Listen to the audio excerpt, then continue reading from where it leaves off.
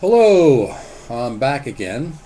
Um, I wanted to follow up with you on organization called Mercy Corps, MERCYCORPS.org, and they were on Channel 13 tonight, and they do a lot of work all over the place, and they do a lot of good work, I would say. But in the case of North Korea, you have to wonder um, if what they're doing is just extending the agony. And what they're doing is they're supplying food for needy children. They're supplying apple cuttings to orchards. They're doing some good work, okay? But the problem is that what they're doing, they're propping up a dictator. Now, what they need up there is to arm the people to overthrow the madman up in North Korea. That's what they need to do. That's what we need to do. And then, instead of spending all that money on nuclear weaponry and missiles and high technology, they could concentrate on feeding their people. So as much as I totally applaud the spirit of what Mercy Corps is doing, and maybe being that the other aspect is not going to be done, and we will know after the Clintons coddled to North Korea before. Maybe I shouldn't be so hard on the Mercy Corps because I guess you got to do what you got to do. But the fact of the matter is, instead of blowing our money, taking out Qaddafi, who didn't have any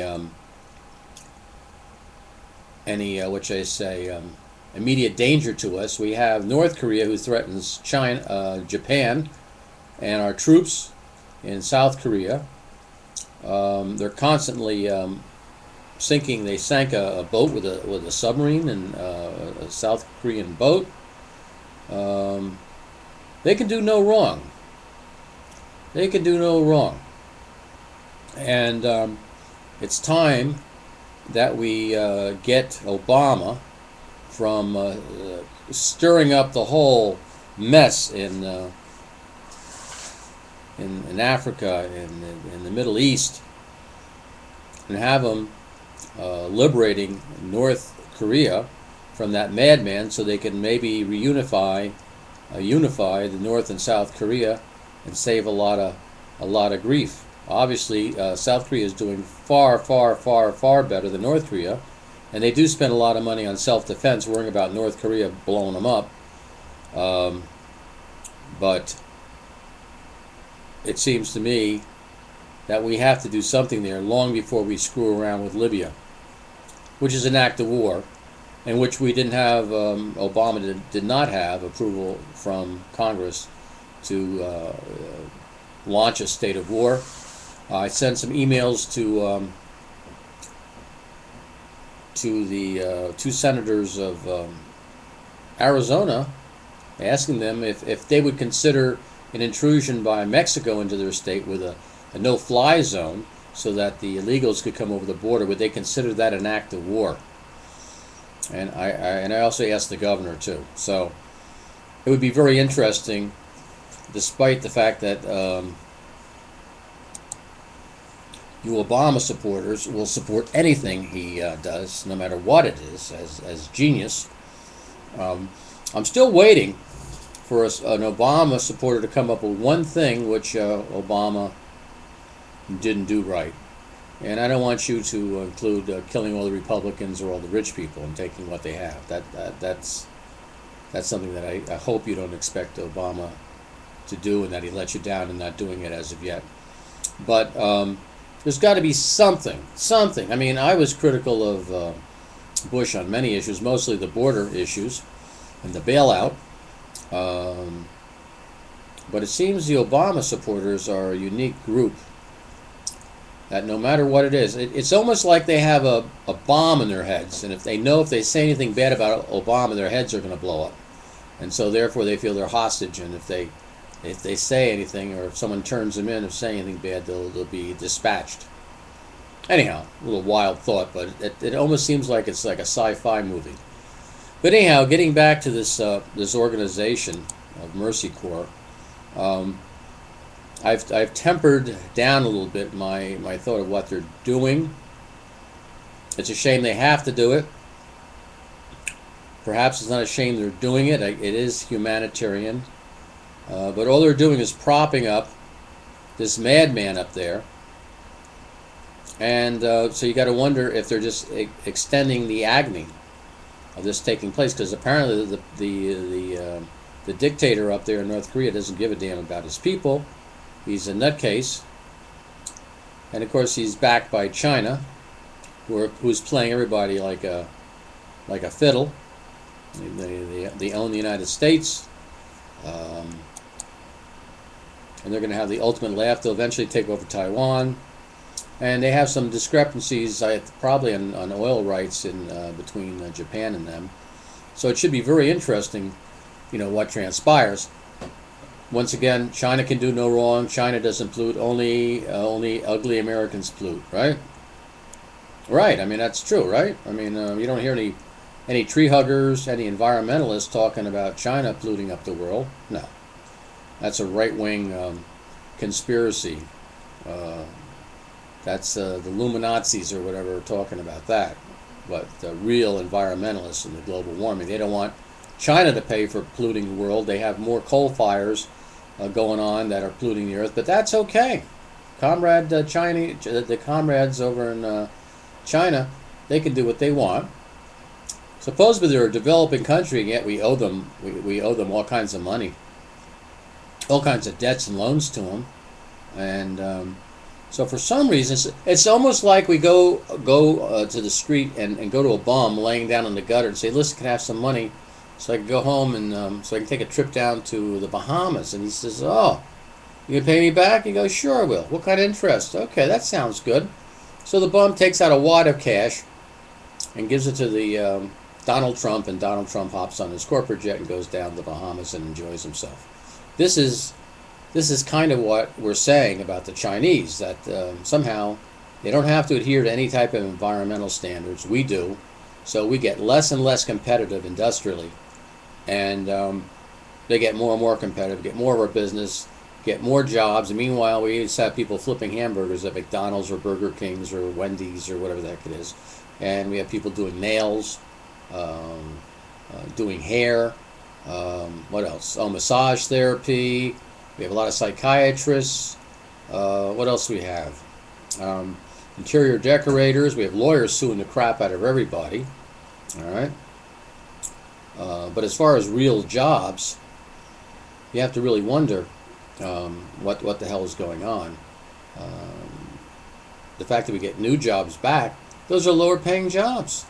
So, oh boy, what a mess. Anyhow, getting back to the Mercy Corps, look them up, MERCY Corps, CORPS. I'll try to put a listing here. And like I said, send this information to your congressman and say, why do these people have to go in there and help these starving people when all they're doing is propping up this dictator so he can stay in there longer and cost us more money, and maybe the guy will get lucky and really produce a few atomic weapons and sell them to the terrorists, and then they'll take care of New York or whatever the heck it is. So it seems that most of the America is hypnotized. I think some of them are kind of snapping out of this trance that Obama put them in, but it'd be nice if people came to their senses and are not manipulated by the media. And when I say that, apparently the Israelis have hired 50,000 mercenaries to help Qaddafi. Now, actually, I'm for that, because I think Qaddafi going down is going to totally destabilize the whole area, and we're going to have a bunch of nutcases running wild, and we're going to end up rebuilding the place anyhow. We can't afford anything, and so the Israelis are kind of working for us, whereas Obama working against us. Obama launched this attack against the Libya, and it would be interesting to see what happened if Mexico launched a similar no-fly zone over Mexico, like I mentioned before, and see if Obama thinks that's an act of war, and maybe Canada can come down and simultaneously and do a no-fly zone over Wisconsin. So anyhow, this whole application of power must be very, very interesting to the Chinese and the Russians, and I understand the Chinese now have a rocket that's totally designed to take out our aircraft carriers. So if they wanted to, if this thing is as good as they say it is, they could take our entire fleet in a few moments, and then we'll see how we can have our diplomacy, our aircraft carrier diplomacy, when we don't have a fleet.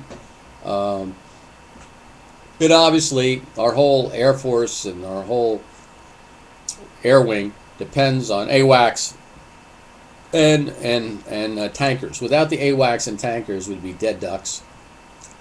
And that's a real weak point in our whole system. We better design some longer range airplanes with more efficient engines. But then again, Obama just wiped out the development of a super engine that we were working on. I think it was the F-35, I forget. I was listening to that. But anyhow, getting back to the Israelis, we're giving them lots of aid, and they're taking this aid, and they're giving it to get mercenaries to basically fight us in Libya, or our efforts in Libya. So we're spending money at $1 million a cruise missile to do the damage so that Qaddafi falls, even though Obama says he's not trying to make him fall. Yet the British hit his house.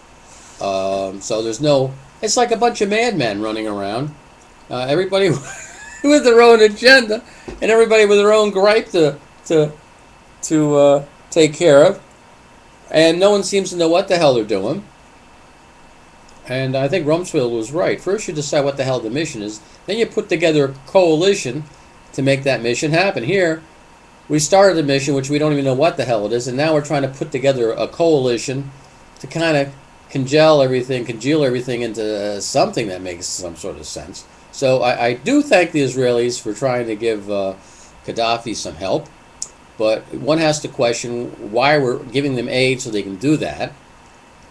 So it would seem to me we should come to a point where either we impeach Obama or we eliminate the aid to Israel. I don't think you could have it either way. Someone did something wrong. And I can understand Israel's desire to stay alive and exist. And if I were them, I'd be doing the same thing. But apparently, at this juncture in time, there's a conflict here. And I'm for them. Trust me, I'm for them. I don't want to pull aid from them. I think they are the only stabilizing force we have. Some people might say they're unstabilizing. I mean, the Palestinians obviously think that, and if you want to go on casualties, think of the casualties we caused in Palestine through Israel. I mean, by then we should have a why don't we put a no-fly zone over Israel? Okay, we won't do that. Anyhow, good luck, Israel. I'm pulling for you. I'd rather impeach Obama. So, there you go. Oh, but you don't hear this in the media. That's the interesting point. God forbid you heard this in the media. Okay? So, take care.